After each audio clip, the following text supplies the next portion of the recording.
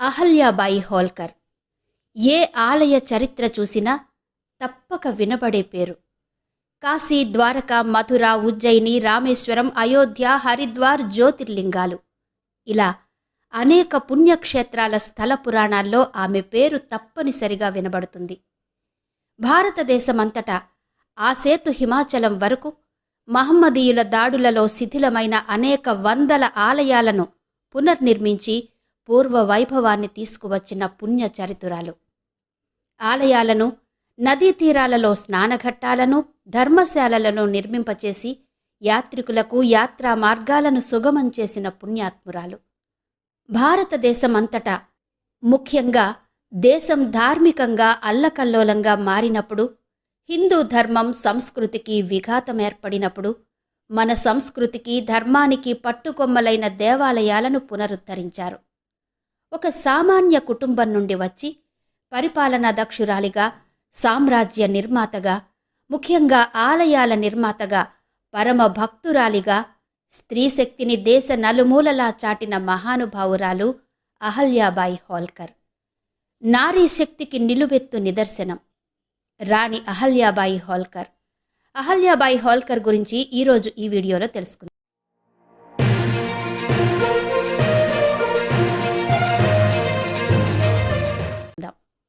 అఖండ భారతదేశంలో ప్రసిద్ధి చెందిన ఏ దేవాలయానికి వెళ్ళినా అక్కడ ఆలయ చరిత్ర చూస్తే ఆ ఆలయాన్ని రాణి అహల్యాబాయి జీర్ణోద్ధరణ చేయించారనో, రహదారి బాగు చేయించారనో, సత్రాలు కట్టించారనో, ఇంకేదో ఆలయ అభివృద్ధి కార్యక్రమం చేశారనో ఉంటుంది.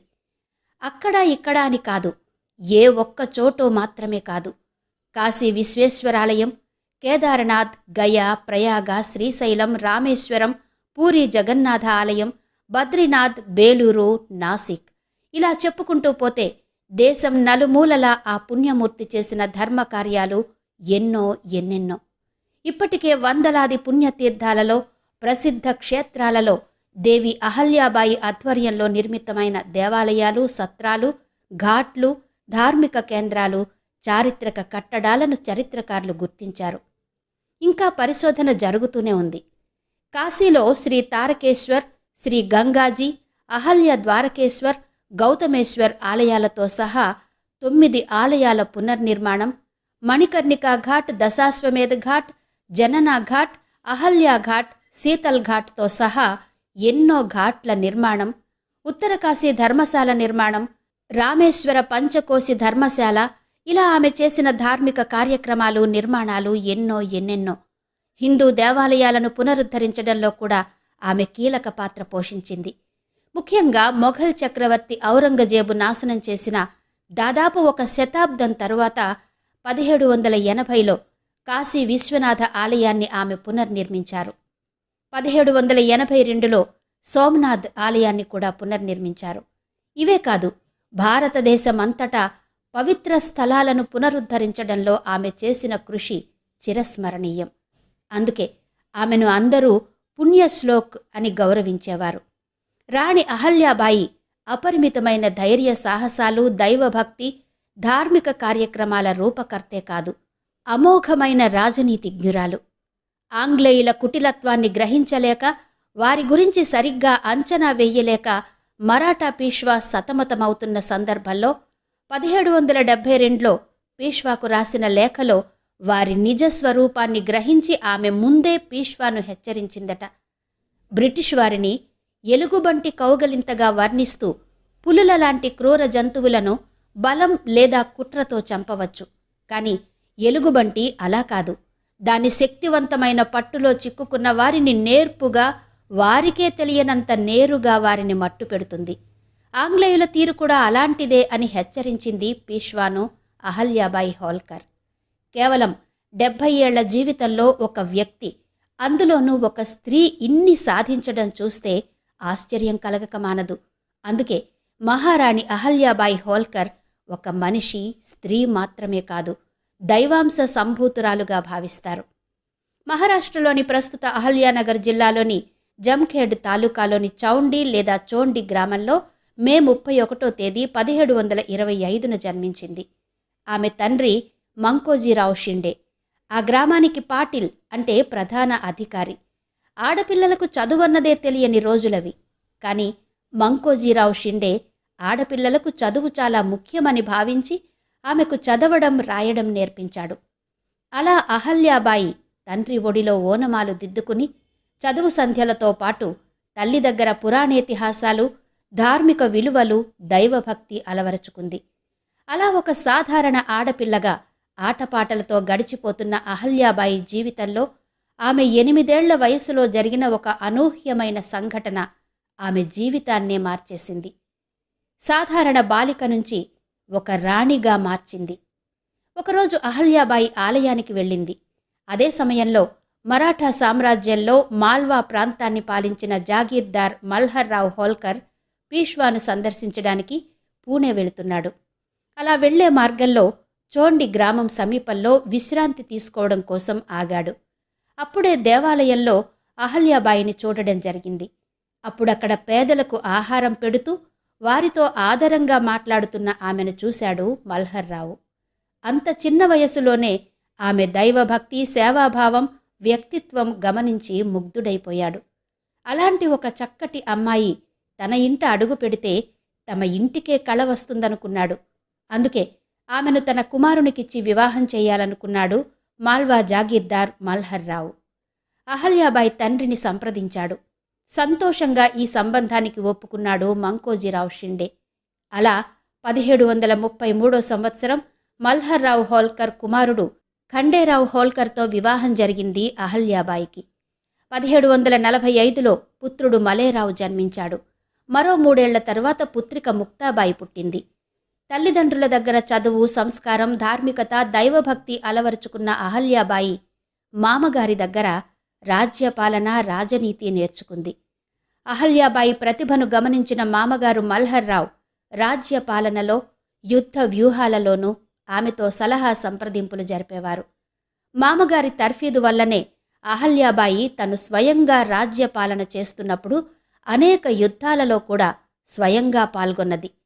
ఆవిడ ఏనుగు అంబారి 4 వైపులా 4 ధనుస్సులు బాణాలతో కూడిన తూణీరాలతో ఉండేదట. ఆమె సవ్యసాచిలా బాణాలతో శత్రువులపై విరుచుకుపడేవారని, సైన్యాన్ని తన సమర్థతతో, నాయకత్వంతో చక్కగా నడిపించేదని చరిత్ర కథనాలు చెబుతున్నాయి. అయితే ఎప్పుడూ ఒకేలా సాగితే అది జీవితం ఎందుకవుతుంది? ఆనందకరంగా సాగుతున్న అహల్యాబాయి జీవితంలో చెడు రోజులు దాపురించాయి. 1754లో కుంభేర్ కోటను ముట్టడించినప్పుడు ఫిరంగి గుండు ప్రమాదవశాత్తు తగిలి ఖండేరావు మరణిస్తారు. అప్పటి ఆచార సంప్రదాయాలను అనుసరించి తాను కూడా భర్త చితితో సహగమనం చేస్తానని అహల్యాబాయి సంకల్పించుకుంది. తన సహగమనానికి మామగారిని అనుమతి అడిగింది. కాని మామగారు సహగమనానికి అంగీకరించలేదు. ఇప్పటికే కన్న కొడుకును పోగొట్టుకుని వేదన పడుతున్నాం. కొడుకును దూరం చేసుకున్న నా కుడి భుజం విరిగిపోయినట్టయింది. ఈ సమయంలో నువ్వు కూడా నీ భర్తను అనుసరించి వెళ్ళిపోతే ఇక ఈ రాజ్యం, ఈ ప్రజలు ఏమవుతారు? వీరిని ఎవరు చూసుకుంటారు? ముఖ్యంగా అతి చిన్న వయసులో తండ్రిని పోగొట్టుకున్న నీ పిల్లలకి కన్నతల్లిని కూడా దూరం చేస్తావా? వద్దు తల్లి, ఇంత కఠిన నిర్ణయం తీసుకోకు. కొడుకు దూరమైనా నాకు ఇప్పుడు నువ్వే కొడుకువి. నా తదనంతరం ఈ రాజ్య బాధ్యత నువ్వే తీసుకోవాలి అన్నారు. దాంతో అహల్యాబాయి సతీ సహగమనం విరమించుకుని మామగారికి రాజ్యపాలనలో సహాయ సహకారాలు అందించింది. అలా 29 ఏళ్ల అతి పిన్న వయస్సులోనే వితంతువుగా మారిన పరిస్థితులను ధైర్యంగా ఎదుర్కొని రాజ్యపాలనా భారాన్ని చేపట్టింది అహల్యాబాయి హోల్కర్. అక్కడితో ఆగలేదు ఆమె పరీక్షలు. 1766లో మల్హర్రావు మరణించాడు.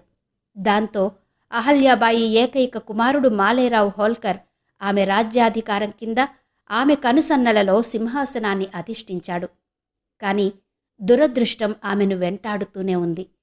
సింహాసనం అధిష్ఠించిన కొన్ని నెలలకే కుమారుడు వ్యాధిగ్రస్తుడై మరణించాడు. జరిగిన సంఘటనలు అహల్యాబాయిని ఎంత కృంగదీసినా ధైర్యాన్ని మాత్రం కోల్పోలేదు. వెంటనే ఎదురైన ఈ దెబ్బలను ఎదుర్కొని అహల్యాబాయి ధైర్యంగా నిలబడింది. తనకు కలిగిన ఈ కష్టం రాజ్యానికి, ప్రజలకు నష్టం కలిగించకూడదనుకుంది. రాజును కోల్పోయిన తన రాజ్య పాలన భారాన్ని తానే తీసుకుంటానని పీష్వా అనుమతితో సింహాసనాన్ని అధిష్ఠించి 1767 డిసెంబర్ 11న ఇండోర్ పాలకురాలయ్యింది రాణి అహల్యాబాయి. దాంతో సహజంగానే ఒక స్త్రీ సింహాసనాన్ని అధిష్ఠించి రాజ్యపాలన చెయ్యడమా అని రాజ్యంలో లుకలుకలు మొదలయ్యాయి. ఆమె దగ్గర మంత్రిగా పనిచేస్తున్న గంగాధర్రావు ఎలాగైనా ఆమె చేతి నుంచి రాజ్యాన్ని హస్తగతం చేసుకోవాలన్న ఉద్దేశ్యంతో మంత్రాంగం మొదలుపెట్టాడు. ఆ పరిస్థితిలో తన తెలివితో అతడి ఆటలను కట్టించింది అహల్యాబాయి. ఒక స్త్రీ చేతిలో ఉన్న రాజ్యాన్ని సులభంగా గెలవచ్చని భావించిన రఘోబా వంటి మరాఠా సర్దార్లకు బుద్ధి చెప్పి అహల్యాబాయి రాజ్యాన్ని చక్కదిద్దిన తీరు అద్భుతం, అమోఘం అంటాయి చారిత్రక కథనాలు. అటు తోటి మరాఠా సేనానులకు లేఖలు వ్రాసి వారి సహాయం కోరడం, తద్వారా రఘోబాను ఒంటరిని చేయడం, పీష్వా మాధవరావు వద్దకు తన దూతను పంపి రాజ్యంపై హక్కు కోసం అనుమతిని కోరడం, ఈలోపు రఘోబా ఎలాంటి దుస్సాహసం చెయ్యకుండా సూటిగా హెచ్చరికలు పంపడం, రఘోబాతో యుద్ధానికి సైన్యాన్ని సిద్ధం చేయడం వంటి చర్యలన్నీ ఆమెలోని అపారమైన నాయకత్వ లక్షణాలకు అద్దం పడతాయి అంటారు చరిత్ర పరిశీలకులు. అలా సింహాసనాన్ని అధిష్ఠించిన ఆమె దాదాపు 30 సంవత్సరాలు మాల్వా రాజ్యాన్ని పరిపాలించింది. ఆమె రాజ్యాన్ని భయంకర దోపిడీదారులు దగ్గుల నుంచి, ఇతర దుండగుల నుంచి రక్షించడం, యుద్ధాలలో స్వయంగా సైన్యానికి నాయకత్వం వహించి ముందుకు నడిపించడం, ఇలా ఎన్నో సంఘటనలు ఆమె ధైర్య స్థైర్యాలకు, రాజనీతిజ్ఞతకు ఉదాహరణలుగా చెప్తారు చరిత్రకారులు. ఆ సమయంలోనే దగ్గులు, దోపిడీదారుల నుంచి రాజ్యాన్ని రక్షించడంలో తనకు కుడిభుజంగా పనిచేసిన వీరుడు యశ్వంతరావు సామర్థ్యాన్ని గుర్తించి తన కుమార్తె ముక్తాబాయినిచ్చి వివాహం చేసింది. ఇతర రాణివాస స్త్రీల మాదిరిగా ఆమె పరదా పద్ధతిని అంటే ఘోషాను పాటించలేదు. ప్రజలకు నిత్యం అందుబాటులో ఉంటూ వారి బాగోగులు స్వయంగా చూస్తూ రాజ్యపాలన చేసింది.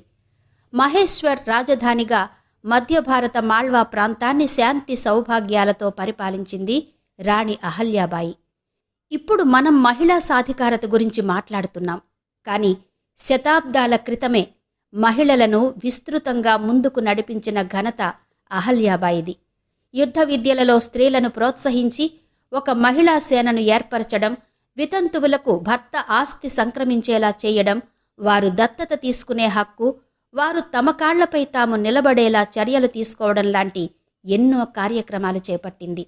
ఇంత ఘనతను సాధించిన రాజమాత అహల్యాబాయి చాలా నిరాడంబర జీవితాన్ని గడిపిందని చెబుతున్నాయి చారిత్రక కథనాలు. మల్హర్రావు దత్తపుత్రుడుగా భావించే సుఖోజీరావు హోల్కర్ను సేనానిగా నియమించి తాను పూర్తిగా ధార్మిక జీవితాన్ని గడుపుతూ ప్రజల బాగోగులు చూసేవారు రాణి అహల్యాబాయి. ప్రస్తుతం ఎంతో అభివృద్ధి చెందిన పట్టణంగా ఉన్న ఇండోర్ ఒక నగరంగా అభివృద్ధి చెందడానికి ముఖ్య కారణం అహల్యాబాయి హోల్కరే. పురాణకాలం నుంచి ప్రసిద్ధిగాంచిన మాహిష్మతి నగరం అనే పేరుగల మహేశ్వరం ప్రాంతానికి తన రాజ్య రాజధానిని మార్చి ఆ ప్రాంతం ఆర్థికంగా, సాంస్కృతిక పరంగా, ధార్మికంగా, పారిశ్రామికంగా అభివృద్ధి చేసింది. మహేశ్వరం చీరలకు ఎంతో ప్రసిద్ధి. భిల్లులు, గోండులు వంటి సంచార జాతులకు స్థిరమైన నివాసం ఏర్పాటు చేయడమే కాక వారికి కొన్ని హక్కులను కూడా ఇచ్చారు. శతాబ్దాల క్రితమే తన రాజ్యంలో నిరుద్యోగం అన్నది లేకుండా ప్రజలకు ఉద్యోగావకాశాలు కల్పించడానికి పరిశ్రమలు స్థాపించింది. ఆ పరిశ్రమల పునాదులు ఎంత బలమైనవంటే మహేశ్వర్ ప్రాంతంలో ఆమె ప్రారంభించిన వస్త్ర పరిశ్రమ నేటికి కూడా వేలాది కుటుంబాలకు జీవనోపాధి కల్పిస్తోంది. రాణి అహల్యాబాయి గురించి చెప్పుకోవలసిన మరో ముఖ్య విషయం ఆలయాల నిర్మాణం, పునరుద్ధరణ, సత్రాలు, ధర్మశాలలు నిర్మించడం, యాత్రికులకు కావలసిన సౌకర్యాలు ఏర్పాటు చేయడం లాంటి ధార్మిక కార్యక్రమాలు. తన రాజ్యమైన ఇండోర్, మహేశ్వర్ ప్రాంతాల్లోనే కాకుండా యావత్ భారతదేశంలోనే ఆసేతు, సీతాచలం ఎన్నో హిందూ ఆలయాలను పునరుద్ధరించారు. తూర్పున గుజరాత్లోని ద్వారక నుంచి మొదలుకొని వారణాసి, ఉజ్జయిని, నాసిక్, గయా, వైద్యనాథ్ వంటి ప్రాంతాలలో ఎన్నో ఆలయ పునరుద్ధరణలు, ధర్మశాలల నిర్మాణం చేశారు.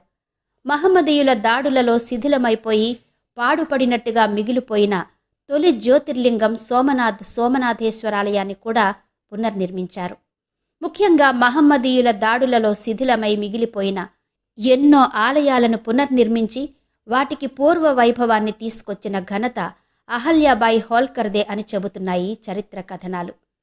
అహల్యాబాయి హోల్కర్ పరమ శివభక్తురాలు. ప్రతిరోజు నర్మదా నదిలో స్నానమాచరించి మట్టితో శివలింగాన్ని తయారు చేసి ఆ లింగం సాక్షిగా న్యాయ నిర్ణయం చేసేవారట.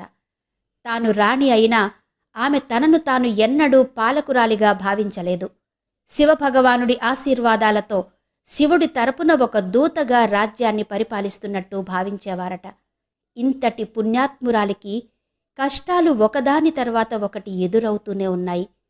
కళ్ల ముందే తన భర్తను, కొడుకును, తనకెంతో స్ఫూర్తినిచ్చిన మామగారిని పోగొట్టుకున్న అహల్యాబాయి అతి పిన్న వయస్సులోనే తన కూతురు ముక్తాబాయి కొడుకు, తన ప్రియమైన మనవడు కేవలం 16 ఏళ్ల వయస్సులోనే మరణించడం చూసింది.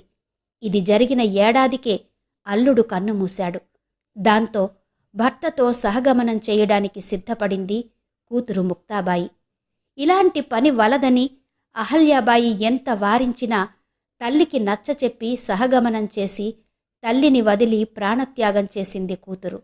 ఇలా కళ్ల ముందే అయిన వాళ్లందరినీ పోగొట్టుకొని కూడా ఆ దుఃఖాన్ని దిగమింగి ధైర్యంతో, స్థైర్యంతో రాజ్యపాలన చేసి ప్రజలను కన్న బిడ్డల వలె పరిపాలించింది రాణి అహల్యాబాయి హోల్కర్. చివరికి అహల్యాబాయి 1795 ఆగస్టు 13న 70 సంవత్సరాల వయస్సులో మరణించింది. అహల్యాబాయి తర్వాత ఆమె సైన్యాధిపతి, నమ్మకస్తుడు, దగ్గరి బంధువు అయిన తుకోజీరావు హోల్కర్ అధికారంలోకొచ్చాడు. దేశం పాలించే అర్హతతో దైవం పంపిన అవధూత రాజమాత అహల్యాదేవి అంటూ దేశ ప్రజలు కీర్తిస్తారని వర్ణించాడు జొన్నాబిల్లి అనే ఆంగ్లేయుడు. బ్రిటిష్ గవర్నర్ జాన్ మాల్కమ్ 1723లో రాసిన ఏ మెమోరియల్ ఆఫ్ సెంట్రల్ ఇండియా అనే పుస్తకంలో అహల్యాబాయి హోల్కర్ గురించి అద్భుతంగా వర్ణించారు. వీరే కాదు, ఎంతోమంది ఆంగ్లేయులు, పాలకులు ఈమె రాజ్య పాలనా పరంగానూ, ధార్మికంగానూ, సాంస్కృతికంగానూ కూడా ఈమె అసాధారణ ప్రతిభను కొనియాడారు. భారతదేశ సంస్కృతికి ఆమె చేసిన కృషికి గుర్తింపుగా భారత ప్రభుత్వం ఆమె పేరిట స్త్రీశక్తి పురస్కారాన్ని నెలకొల్పారు. ఇండోర్లోని విమానాశ్రయానికి దేవి అహల్యాబాయి హోల్కర్ విమానాశ్రయంగా నామకరణం చేశారు. ఆమె గొప్పతనానికి నిదర్శనంగా ఆమె పేరిట ఎన్నో కార్యాలయాలు, భవనాలు వెలిశాయి.